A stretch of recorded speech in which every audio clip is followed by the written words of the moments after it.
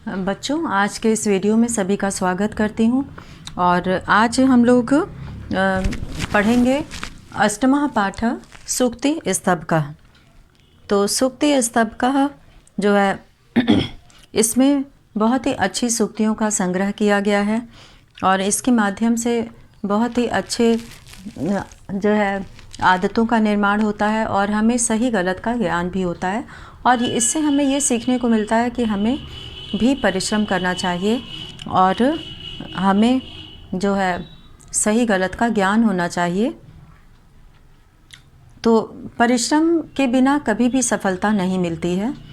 तो इसी को लेकर पहला श्लोक यहाँ पर लिखा गया है। अष्टमः पाठ पेज नंबर है 46 पेज नंबर है, 46 पेज नंबर पर अष्टमः पाठ लिखा हुआ है। सूक्ति स्तबकः। स्तबक कहते हैं गुलदस्ते को। स्तबक का अर्थ होता है गुलदस्ता। तो यहाँ पर सूक्तियों का गुलदस्ता है। जिस तरह से गुलदस्ते में तरह तरह के फूल होते हैं, वैसे ही यहाँ पर इस पाठ में तरह तरह की सूक्तियों को लिया गया है, उनका समावेश है। तो यहाँ पर सूक्ति का मतलब होता है अच्छी उक्ति, अच्छे विचार, अच्छे वचन, जिससे कि हमें ज्ञान हो। तो इस तरह से यहाँ पर तरह तरह की सूक्तियों का संग्रह किया गया है, जिसमें सबसे पहला श्लोक है यहाँ पर। उद्यमेन ही सिद्ध्यन्ति कार्याणि न मनोरथैः न ही सुप्तस्य सिंहस्य प्रविशन्ति मुखे मृगाः। उद्यमेन यानी कि परिश्रम से। तृतीया विभक्ति एक वचन है उसमें। उद्यमेन, यहाँ पर उद्यमेन का अर्थ है परिश्रम से।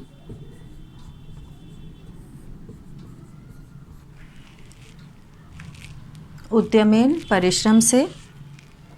सिद्ध्यन्ति सिद्ध होते हैं, पूरे होते हैं। तो यहाँ पे जो है उद्यमेन यानी परिश्रम से, सिद्ध्यन्ति सफल होते हैं, सिद्ध होते हैं, पूरे होते हैं। कार्याणि कार्य, न मनोरथैः न कि केवल सोचने से, मन में विचार करने से। तो उद्यमेन ही कार्याणि सिद्ध्यन्ति, और यहाँ पे कार्याणि न मनोरथैः। उद्यमेन ही सिद्ध्यन्ति कार्याणि न मनोरथैः। न मनोरथैः मतलब केवल मन की इच्छा से नहीं। केवल मन में हम चाहें कि हम अच्छा काम करेंगे, आज हम ये काम अपना पूरा कर लें और फिर कुछ ना करें, तो इससे हमारा काम पूरा नहीं होगा। तो यहाँ पे मनोरथैः का अर्थ है मन की इच्छा से।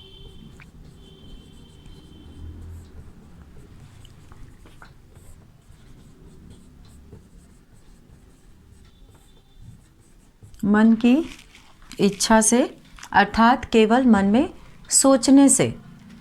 उद्यमेन ही सिद्ध्यन्ति कार्याणि, परिश्रम से ही कार्य सफल होते हैं, सिद्ध होते हैं।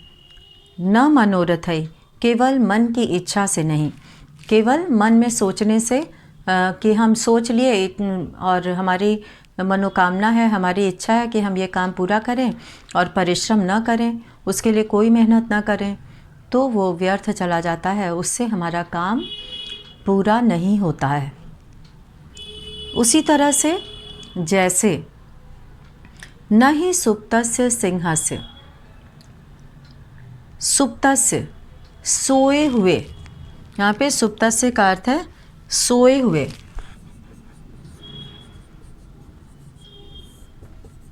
सोए हुए के,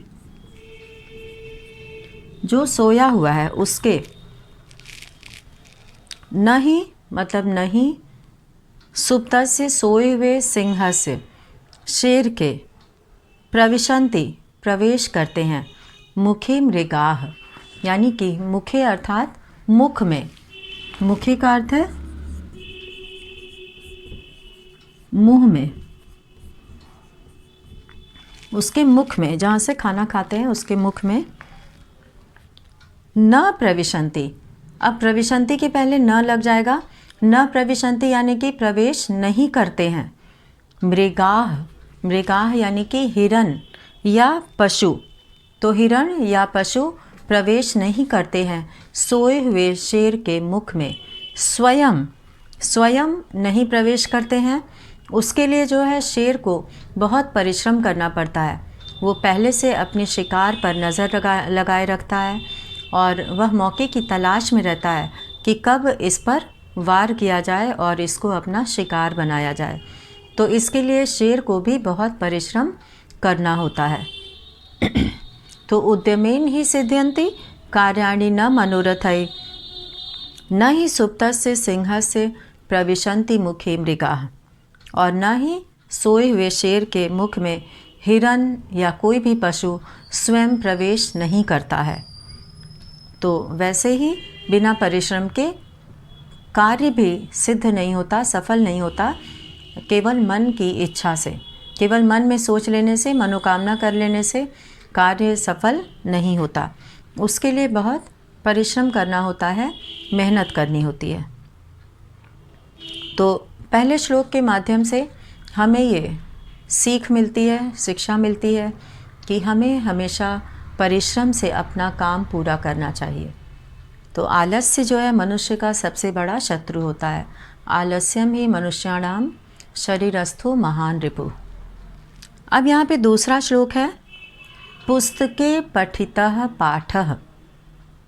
पुस्तके, पुस्तक में, पठितः पढ़ा गया, पाठः पाठ, जीवने नैव साधितः, जीवन में यदि, नैव मतलब नहीं, साधितः उपयोग में लाया गया। अगर पुस्तक में पढ़े गए पाठ को अपने जीवन में उपयोग में नहीं लाया गया, किम भवेत तेन पाठेन, किम भवेत, क्या उससे होगा, क्या लाभ होगा, कि तेन पाठेन जीवने यो न सार्थकः, कि तेन पाठेन, उस पाठ से, जीवने, जीवन में, यो मतलब जो, न सार्थकः, जो पाठ सार्थक नहीं हुआ। यानी कि ऐसे पाठ को पढ़ने का क्या लाभ जो हमारे जीवन में सार्थक नहीं हुआ, जिसे हमने अपने जीवन में उपयोग में नहीं लाया। तो ऐसे पाठ को पढ़ने का किम भवेत, क्या लाभ।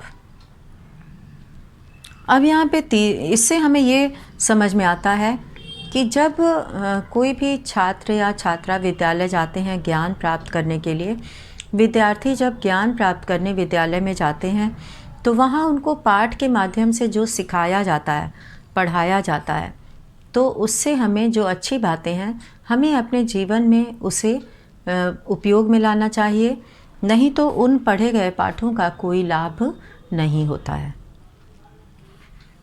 और अब यहाँ पे हम लोग तीसरा श्लोक पढ़ेंगे। प्रिय वाक्य प्रदानेन सर्वे तुष्यन्ति जन्तवः, तस्मात् प्रियम ही वक्तव्यम वचने का दरिद्रता। प्रिय वाक्य प्रदानेन, प्रिय वाक्य प्रदान करने में, बोलने में, प्रदान करना मतलब कोई वाक्य ऐसी वस्तु तो है नहीं कि उठाकर हम दे दिए। तो वाक्य हम लोग क्या करते हैं, हम बोलकर अपने विचार प्रकट करते हैं, अपनी बात को दूसरों तक पहुंचाते हैं। तो इसके लिए हमें प्रिय बोलना चाहिए। प्रिय वाक्य प्रदानेन, प्रिय वाक्य बोलने में, सर्वे तुष्यन्ति जन्तवः, सभी प्राणी, जन्तवः मतलब सभी प्राणी, तुष्यन्ति प्रसन्न होते हैं, खुश होते हैं। सर्वे मतलब सभी, सभी प्राणी, तुष्यन्ति, तुष्यन्ति मतलब प्रसन्न होते हैं। तस्मात् प्रियम ही वक्तव्यम, तस्मात् मतलब वैसे, प्रिय वक्तव्यम वचन बोलने में, वचने का दरिद्रता, उसमें कैसी दरिद्रता, कैसी कंजूसी। अर्थात हमें किसी के लिए प्रिय बोलना है तो उसमें हमें कंजूसी नहीं करना चाहिए। उसको तो कोई खरीद के कोई किसी को दे नहीं रहा है कि बोल रहा है, उसमें कोई खर्च भी नहीं है, वो हमें अपने मुख से बोलना है। तो इसलिए यहाँ पर प्रिय वाक्य बोलना चाहिए, क्योंकि प्रिय वाक्य बोलने से सभी प्रसन्न होते हैं। तो हमें इसमें दरिद्रता मतलब यहाँ पर कंजूसी से है, उसमें हमें कमी नहीं रखनी चाहिए। अब यहाँ पे चौथा प्रश्न है, गच्छन पिपीलिको याति। गच्छन, गच्छन मतलब जाती हुई। यहाँ पे गच्छन का अर्थ है चलता हुआ, जाता हुआ। जो चलेगा वही आगे बढ़ेगा और जो एक जगह पे रुका रहेगा तो वो वहीं पे रह जाएगा।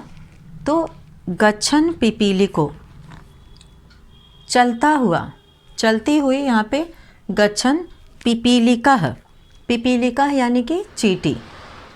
याति, याति मतलब चली जाती है। गच्छन पिपीलिका याति, याति का अर्थ है चली जाती है। और योजना नाम शतान्यपि, योजना नाम सैकड़ों योजन की दूरी तक।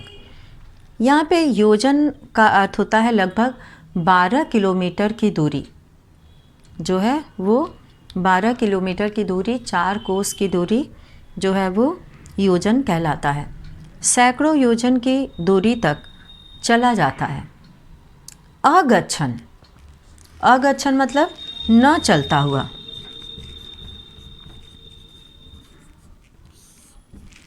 न चलता हुआ।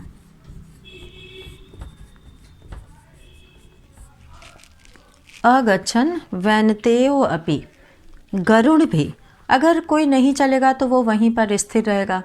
तो अगच्छन नहीं चलता हुआ, वैनतेयो अपि, वैनतेय मतलब गरुड़, पक्षी होता है ये। और गरुड़ भी पदमेकम न गच्छति, एक कदम भी नहीं जाता है। तो इस तरह से जो चलेगा वो सैकड़ों योजन की दूरी तय कर लेगा और जो नहीं चलेगा वो एक पद भी आगे नहीं बढ़ेगा। तो यहाँ पर ये कहा गया है कि हमें आगे बढ़ने के लिए चलते रहना चाहिए। कहने का मतलब ये है कि हमें हमेशा अपने कर्म करते रहना चाहिए, कभी भी रुकना नहीं चाहिए। कोई भी बाधा, परेशानी, विपत्ति आए, हमें आगे बढ़ना चाहिए। और यहाँ पे 5वां श्लोक है, काकः कृष्णः पिकः कृष्णः। काकः मतलब कौवा, कृष्णः काला होता है, पिकः, काकः मतलब कौवा,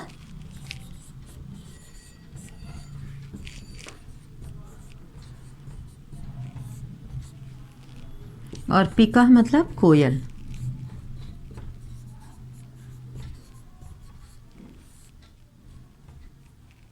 तो यहाँ पे कौवा कृष्ण, कृष्ण पद का प्रयोग काले रंग के लिए होता है। यहाँ पर कृष्ण, कृष्ण भगवान को भी कृष्ण कहते हैं और काले रंग के लिए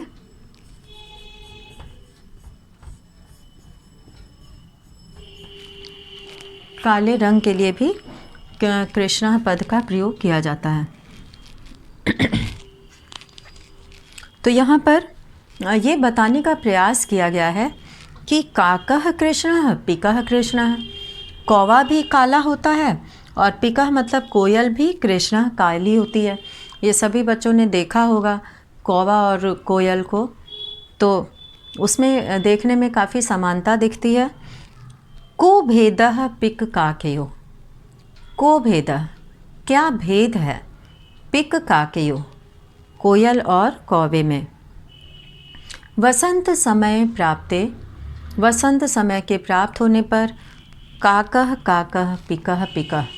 यहाँ पर ये बताया गया कि जब वसंत ऋतु आती है, वसंत ऋतु यानी कि स्प्रिंग सीजन, जब वसंत ऋतु आती है तो कोयल और कौवे की पहचान हो जाती है, क्योंकि उस समय आम पर बौर लगने लगता है, चारों तरफ फूल पौधे जो है हरे भरे दिखाई देते हैं और कोयल कूकना शुरू कर देती है। तो इस तरह से वसंत ऋतु के समय, स्प्रिंग सीजन के समय इन दोनों का भेद पता चल जाता है। कोयल की आवाज़ से समझ जाते हैं कि ये कोयल है और कौवे की आवाज़ से समझ जाते हैं कि ये कौवा है।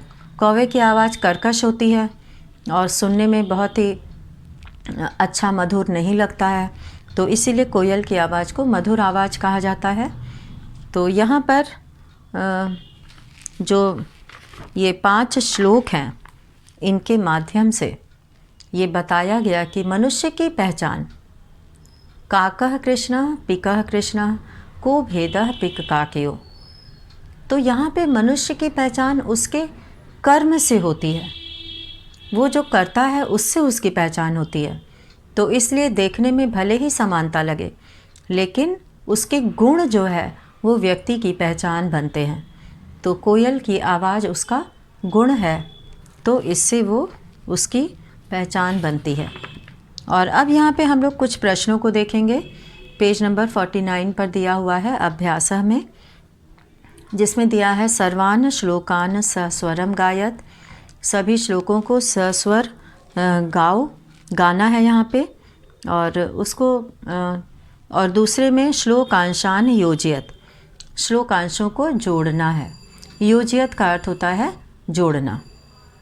तो यहाँ पे क और ख दो यहाँ पे बना हुआ है, तालिका भी कह सकते हैं इसको, कि क वाले स्तंभ में तस्मात् प्रियम ही वक्तव्यम गच्छन पिपीलिको याति, ये सभी श्लोक के अंश हैं।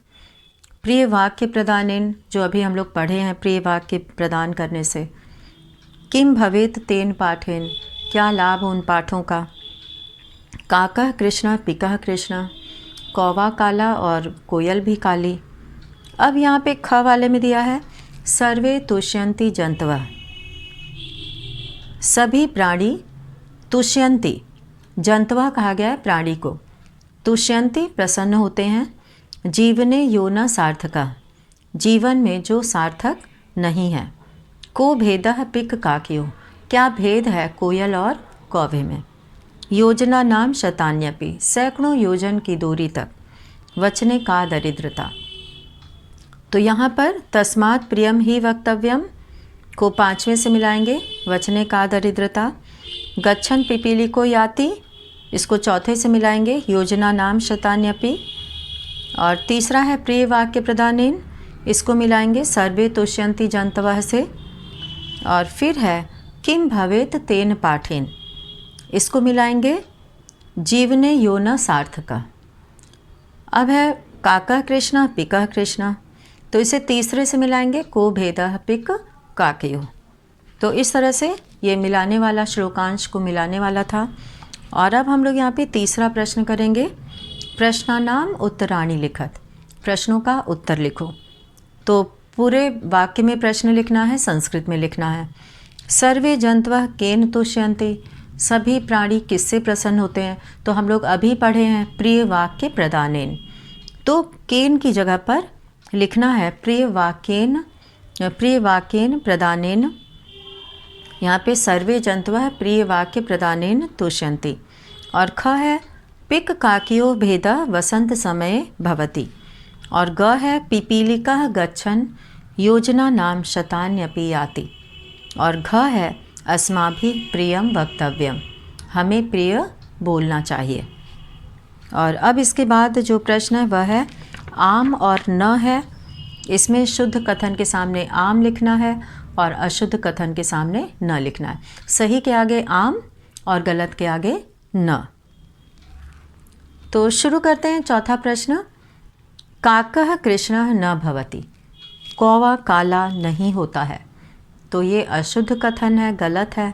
कौवा तो काला ही होता है, तो इसके लिए हम लोग लिखेंगे न। और ख है अस्माभिः प्रियम वक्तव्यम, हमें प्रिय बोलना चाहिए। तो ये आम हो जाएगा, आम।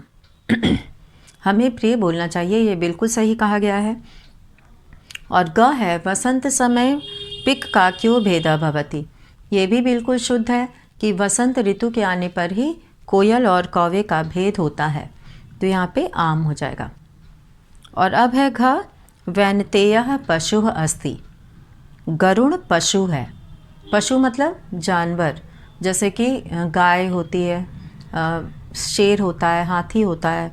पशु, ये पशु में कहलाते हैं। और पक्षी में जैसे चिड़िया प्रजाति के जितने भी होते हैं, चिड़िया, कबूतर, ये मैना, ये सभी जो है वो पक्षी कहलाते हैं। तो वैनतेयः पशु हस्ती, ये बिल्कुल गलत है। वैनतेयः यानी गरुड़ पक्षी है, पशु नहीं है। तो यहाँ पे न लिखा जाएगा। और अंगा है वचने दरिद्रता न कर्तव्या, वचन में दरिद्रता नहीं करना चाहिए। ये सही बात है, इसमें आम लिखना है। और अब इसमें हम लोग देखेंगे कि मंजूषातः समानार्थकानि पदानि चित्वा लिखत। तो इसमें ग्रंथे मंजूषा से समानार्थक पद यानी कि समान अर्थ वाले पदों को चित्वा मतलब चुनकर, लिखत मतलब लिखो। तो इसमें ग्रंथे पुस्तक को ग्रंथ कहा जाता है, कोकिलः कोयल को कोकिलः कहा जाता है, गरुड़ः गरुण पक्षी गरुण, परिश्रमेण परिश्रम से, जैसा कि अभी बताया भी गया था, उद्यमेन का अर्थ है परिश्रम से। और कथने का अर्थ है वचने। यहाँ पे अब हम लोग समानार्थक पदों को जोड़ेंगे। जैसे यहाँ पे दिया है वचने, तो वचने का हो जाएगा कथने, वैनतेयः गरुड़ः, पुस्तके ग्रंथे, उद्यमेन परिश्रमेण, पिकः कोकिला। तो इस तरह से यहाँ पे हम लोगों ने देखा कि इन पाँचों को यहाँ पे सही समानार्थक पद के साथ जोड़ा गया है। और अब यहाँ पे 6 वाला हम लोग देखेंगे। 6 में विलोम पदानि योजयत, विलोम पद को जोड़ो। तो यहाँ पे जैसा कि दिया है सार्थकः, विलोम पद का अर्थ होता है उल्टा अर्थ। विलोम पद का अर्थ है उल्टा अर्थ। जैसे कि रात का दिन होता है, तो यहाँ पे सार्थकः कृष्णः अनुक्तम गच्छति और जागृतस्य। सार्थका का मतलब है सार्थक, कृष्णः काला, पाठ में कृष्ण शब्द काले रंग के लिए आया है। अनुक्तम मतलब कि जो नहीं कहा गया है। गच्छति जो जाता है। जागृतस्य मतलब जागे हुए का। तो इसका विलोम पद ढूंढना है। तो सार्थका का यहाँ पे हो जाएगा निरर्थका। सार्थका मतलब कि जो सार्थक है, जो काम में आ रहा है, जो उपयोग में आ रहा है, तो इसका विलोम हो जाएगा निरर्थका। कृष्ण का हो जाएगा श्वेतः। अनुक्तम का उक्तम, श्वेत मतलब होता है सफ़ेद, और अनुक्तम का हो जाएगा उक्तम। गच्छति का आगच्छति और जागृतस्य का सुप्तस्य। गच्छति मतलब जाता है, आगच्छति मतलब आता है। जागृतस्य जागे हुए का और सुप्तस्य सोए हुए का। तो इस तरह से ये सभी यहाँ पर विलोम पदों को जोड़ा गया। तो आज इस पाठ के माध्यम से बहुत सारी अच्छी बातों को जाना गया, और इसमें बहुत सारे जो यहाँ पे दिए गए हैं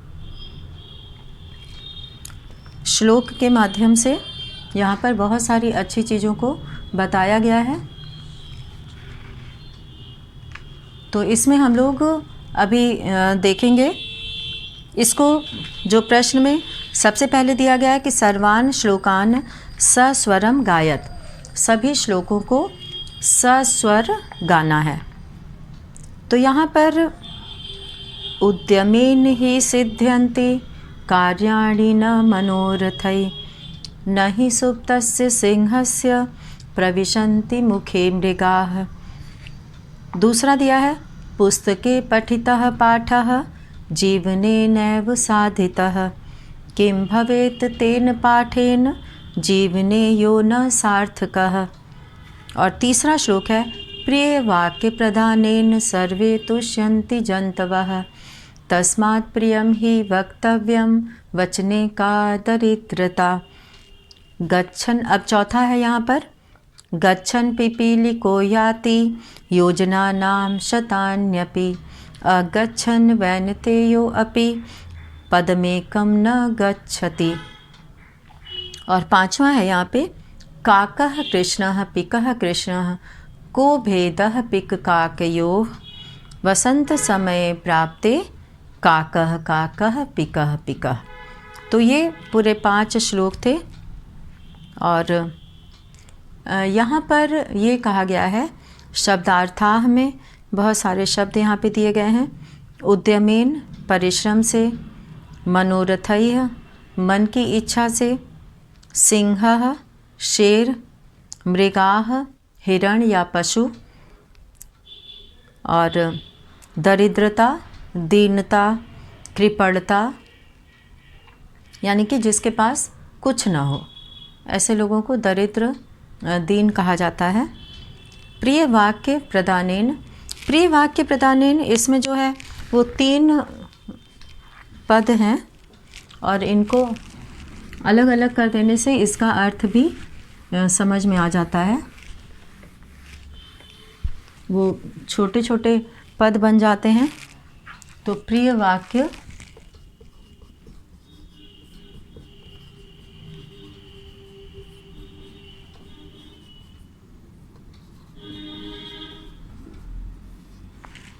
प्रिय वाक्य प्रदानेन, प्रदानेन मतलब बोलने से।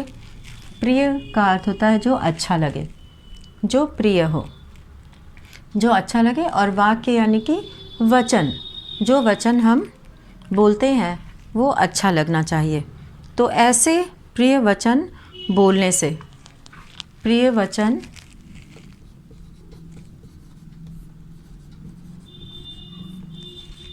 प्रदान करने का मतलब है यहाँ पर बोलने से। अगर हम किसी के साथ प्रिय बोल रहे हैं, बहुत लोग बहुत ही ऊंची आवाज़ में हमेशा बोलते हैं और दूसरों को नीचा दिखाना चाहते हैं। तो ऐसे लोगों की जो आवाज़ होती है, जो वचन होते हैं, वो सुनने का मन नहीं करता और वो सुनकर और मन दुखी होता है। तो ऐसे प्रिय वाक्य बोलने से, जो लोग प्रिय बोलते हैं तो वो उनके वचनों से जो है खुशी मिलती है। तो इसीलिए यहाँ पे कहा गया है कि प्रिय वाक्य बोलने से सभी प्राणी प्रसन्न होते हैं। तुष्यन्ति, संतुष्ट होते हैं, प्रसन्न होते हैं। मानवाह, मानव कहते हैं मनुष्य को। यहाँ पे बहुवचन है, मानवाह मतलब मनुष्य। तस्मात्, इसलिए। वक्तव्यम, बोलना चाहिए। वक्तव्यम,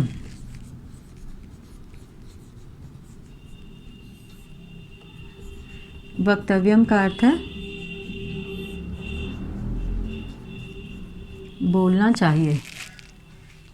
तो इस तरह से यहाँ पे वचने यानी बोलने में साधितः उपयोग किया, यानी कि जो पाठ किताब में पढ़ा गया, ग्रंथ में पढ़ा गया, उसे अगर जीवन में हम नहीं प्रयोग करेंगे, उपयोग में नहीं लाएंगे, तो भवेत मतलब होना चाहिए। उससे क्या होगा, किम भवेत, उससे क्या होगा अगर हम अपने जीवन में उन पाठों में पढ़े गए जो चीज़ें हम लोगों ने सीखी हैं, उसमें बहुत सारी अच्छी बातें भी सिखाई जाती हैं। तो अगर उसको हम लोगों ने जो सीखा है उसे हम अपने जीवन में प्रयोग में नहीं लाएंगे तो किम भवेत, उससे क्या होगा। तो यहाँ पे प्रश्न पूछा गया है। तो ये सोचना हमारा कर्तव्य है कि हम जो भी पढ़ते हैं, ज्ञान प्राप्त करना ये ज़रूरी नहीं है कि हम केवल ज्ञान प्राप्त करके क्लास 1 से 2 में जाएं, 2 से 3 में जाएं, उसके बाद पास करते हुए 7 से 8 में जाएं। तो केवल पास करना ही हमारी शिक्षा का, ज्ञान का उद्देश्य नहीं होना चाहिए।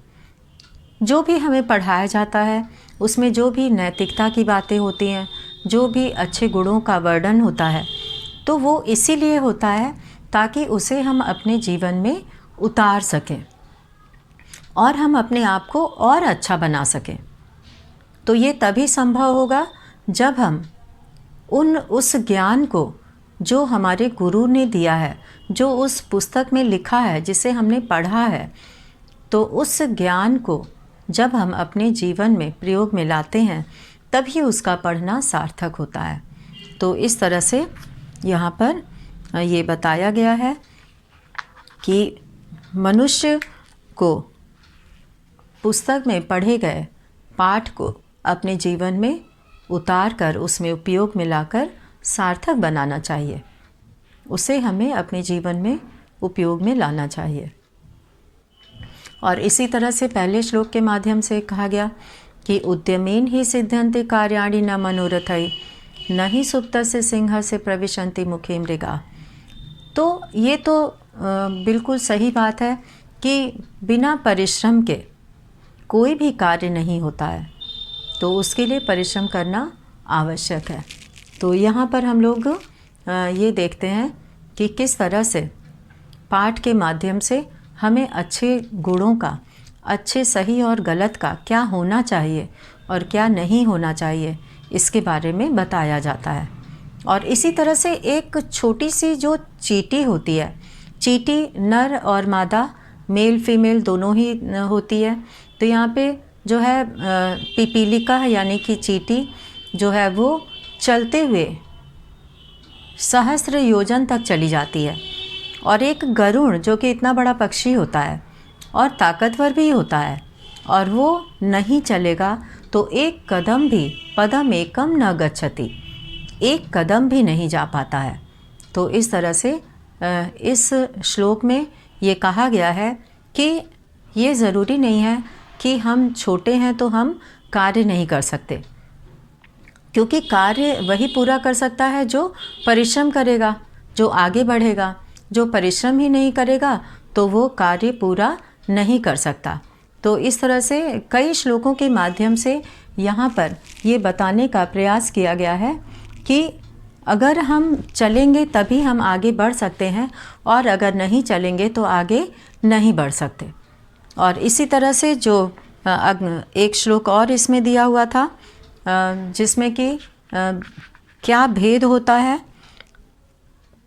तो उसमें ये जो है भेद हमें अपने गुणों के कारण प्राप्त होता है, और उसी के आधार पर हम लोग पहचान करते हैं, और व्यक्ति की पहचान भी उसके गुणों के कारण होती है। तो इसीलिए हमेशा हमारे अंदर, अपने अंदर अच्छे गुणों का विकास करना चाहिए और अच्छे गुणों को अपने जीवन में लाना चाहिए। तो इसी तरह से अच्छे गुणों के कारण ही मनुष्य अच्छा कहलाता है, और अगर बुरे कर्म करेंगे, गलत मार्ग पर चलेंगे, तो ऐसे मनुष्य को बुरा कहा जाता है। तो व्यक्ति अपने कर्म से ही अच्छा या बुरा कहलाता है। तो इसलिए ये पूरे पाठ से हमें ये सीख मिलती है कि हमें हमेशा अच्छे मार्ग पर चलना चाहिए, सत्य बोलना चाहिए, और अपने अंदर अच्छे गुणों को विकास करना चाहिए, अच्छे गुणों को सीखना चाहिए, और जो ज्ञान हमें मिलता है उसे हमें अपने जीवन में भी प्रयोग में लाना चाहिए। तो बच्चों, आज के इस पाठ में हम लोग इतना ही पढ़ेंगे, और सभी बच्चे इन सभी श्लोकों को सुंदर ढंग से पढ़ने का अभ्यास करेंगे, शुद्ध उच्चारण के साथ पढ़ेंगे, और प्रश्नों को पढ़कर उसे समझेंगे। तो इसी के साथ ही धन्यवाद सबको।